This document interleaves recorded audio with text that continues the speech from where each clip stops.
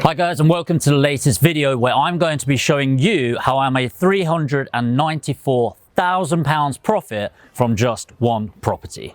For those that don't know me, my name's Jamie York, and on this YouTube channel I share videos every Monday and Friday talking about property investment, business, mindset and all things growth. So if you're interested in that, make sure to subscribe and let's jump into the video. So for this video I'm going to be talking some numbers, so I'm going to keep my phone on me just so I've got all of the accurate figures so I can give them to you as we're moving forward. Now, to give you a bit of history as we built up to this property, this was probably about 6 years into my property investment journey. I'm about 9 years in now, so around 3 years ago.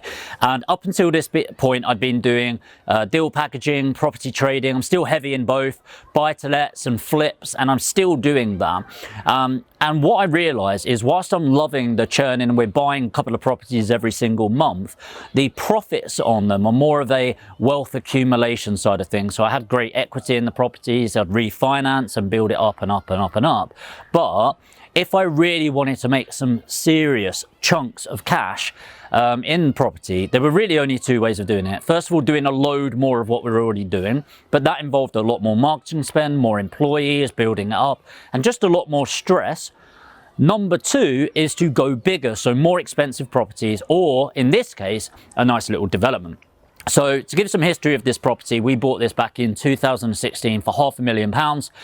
It was a partnership between me, my business partner, a local developer and some investors within this, okay? And it went pretty well overall. So originally this was not a block of flats at all. It was in fact a bungalow, okay? And what we did is we bought that bungalow and we converted it into these 6 flats. So it's 4 1-beds and 2 2-beds. And when we had the bungalow, we didn't knock it down, we didn't do anything to it. Instead, what we did is we submitted the planning for this. So we were originally thinking either we can get 4 houses in there or 6 flats. And we decided to go with the flats route because we thought it'd be easier for planning and be a lot easier to build with it being just one complete unit. Now, a really good learning tip here is if you are doing a development, always understand if it goes wrong. Okay, so if, for example, we couldn't get planning on this property and for whatever reason they didn't want us to build it out, we still had the bungalow there and we purchased it at a really decent price. And you'll be able to see it sort of goes back into that department with the parking there. So it went back and had a decent garden. We would have been able to do something with that to at least get our investment back and pay our investments back. I'm going to tell you a bit later about another property where we didn't do this and it all goes wrong. And you see these people relying on the win. So they'll buy something like a derelict pub without any planning in place and think they can just convert it to flats. Well, you can't a lot of the time. And so everyone always thinks, well, if it goes right, this is what I'm going to do. This is how much money I'm going to make. But it's very rare that people say, well, hold on a second, what if it goes wrong? And in this case, we would have just handed back it, or sold the property, handed back the investors' money. Not a bad worst case scenario. So the question a lot of people ask is, well, why did you bother joint venturing with a developer in the first place? Well, because we'd never done anything like this before. And I'm a massive believer in getting 50% of something than 100% of nothing. And when it comes to developing something out, I can refurbish property, or I've got the teams that can do this, but I've never done the whole utilities, connecting the gas, getting planning permission, all of that process. It's a complete enigma to me at that point in time. And so instead of trying to do the guesswork, why not work with a local developer that's got years and years of project management experience, knows a lot more than me, still does know a lot more than me in this game, and leverage his time, his experience in return for a share of the profits, whilst also taking some of the risk on as well. It seemed like a no-brainer for me. And what this allowed to become possible is that then I'd be able to go out and do my own developments and push forward with that. Okay, so let's jump straight in. The juicy stuff, we all want to know the numbers, right? So I've got the numbers on my phone, so apologies if I'm looking down a little bit. And what I really want to push forward is the discrepancy between what we thought would happen and then the reality. So first of all, and I'm going to tie this into some mistakes. First of all, this is meant to be an 18-month project, 2 2-beds and 4 1-bed. The 2 beds were initially appraised to sell at 360,000 and the 1 beds in there at 280,000, giving a projected GDV of 1.84 million. Okay, a GDV is a gross development value, so the end value of the development of 1,840,000. As I said, we paid $500,000 for the site. Purchase cost, including stamp duty, 40 grand. Ouch. Development costs, so this would include the build, professional fees, the CIL, as well the local fees you have to pay for the added land space that you're using, was 736,000. Development finance costs 70,000, and then dressing, agent fees and selling fees 40,000. So 886,000 pounds in cost. That totals 1.386. That's 1,386,000 pounds in direct costs for the property. Now, what we actually got out of it is it didn't take 18 months. It actually took around 2 years to sell pretty much all of them apart from 1 unit, and it took an additional around 6 to 9 months to sell that last unit. Also, remember we were meant to sell it at 1.84 million. We actually ended up selling it for around 1.78 million. So we still made 394,000 pounds profit as a group, and then we divvied that up between all of us. But that is a pretty huge drop there. You know, we're talking a 60,000 pounds difference between what we thought we could sell it at and what we can't. So I want to tie this in. So was that cool? Yes. You know, making 394 grand, splitting it, it was a successful project, but there's a lot of key lessons in. First of all, we thought this would take 18 months from start to finish. It did not. It did not. Whenever somebody tells you a time frame, you can pretty much double it. That would be 36 months, which is 3 years. It took around 2 years and 9 months for that last unit to sell. Okay, so there were a lot of problems on the way. So it took a lot longer. And by the way, why is that important apart from waiting for your money? Well, if you're using investors' funds, which we were, there is a cost to that finance. So each month that it goes over, it is costing you money. But what also happened in that time is the warranty provider. So when you're doing a new build like this, you need to have a warranty on it. It costs quite a bit of money.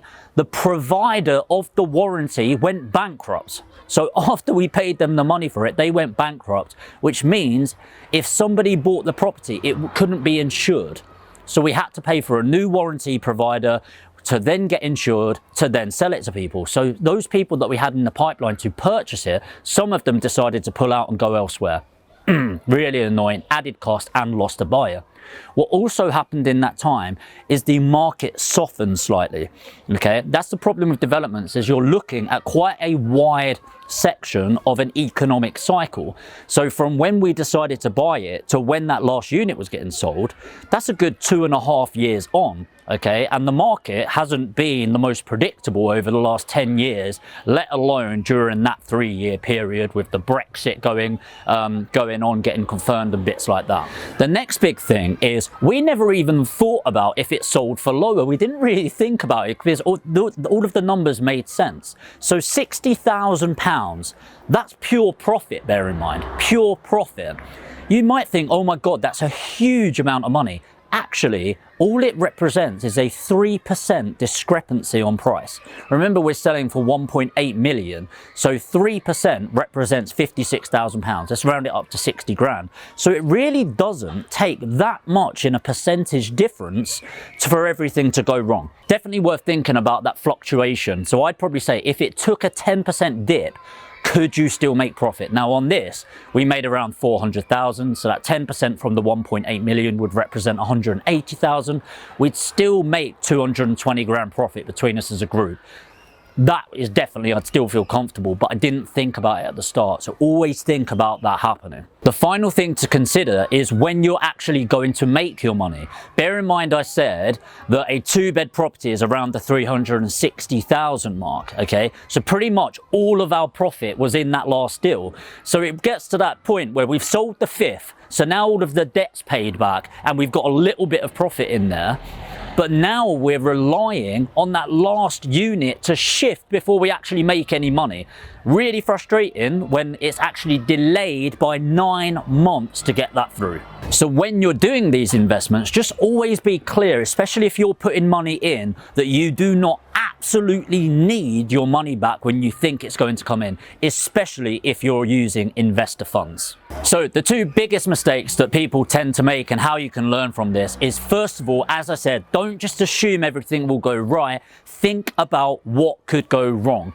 The big backup on this property is if I couldn't get it delivered, if I couldn't get it developed between all of us, then we would still have the bungalow with ample space in the back garden, some parking spaces, etc., to recoup our investment and still make a little drink on top, because at that point the market was fairly strong and going up.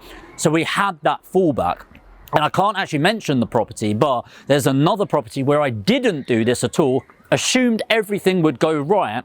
It did not. We did not get the permission. This was a commercial conversion, so we thought it was a easy peasy one, but it really didn't work out, and so we ended up getting back about 70 pence on the pound. Okay, so you need to realize these are investments. Some of them are, well, they're all risky, there's all risk involved, but you need to be a smart player. And so I didn't think about the downside. There was no recouping the costs, and actually it took a heavy negotiation in order to get rid of that property because there was no fallback. Number two is you're relying on your own knowledge, okay? If you don't have the knowledge, you need to partner up with people, you need to be accountable, and you need to get heavily educated. So people say the best way to learn is from your own mistakes. I completely disagree. Ignorance is bliss? No. Ignorance costs you a hell of a lot of money, and I tell you what, I wish I didn't have to learn from my mistakes. I wish I learned from other people's. And that's what this channel is about. Don't learn from your own mistakes. Don't go out there and not get educated. Make sure you hit the subscribe button, hit the notification bell, and be notified with the latest education, both the pros and cons of property investment, how you can learn and develop yourself further without making costly mistakes yourself. If you found this video helpful, make sure to smash the like button, and of course let me know in the comments what you like most, and enjoy the video, watch it again, and I'll see you in the next video.